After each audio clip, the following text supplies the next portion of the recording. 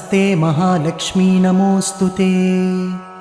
नमस्ते गरुडारूढे कोलासुरभयङ्करी सर्वपापहरे देवी महालक्ष्मी नमोऽस्तुते। सर्वज्ञे सर्ववरदे सर्वदुष्टभयङ्करी सर्वदुःखहरे देवी महालक्ष्मी नमोऽस्तुते। सिद्धिबुद्धिप्रदे देवी भुक्तिमुक्तिप्रदायिनी मंत्रपूते सदा देवी महालक्ष्मी नमोऽस्तुते। आद्यन्तरहिते देवी आदिशक्ति महेश्वरी योगज्ञे योगसम्भूते महालक्ष्मी नमोऽस्तुते।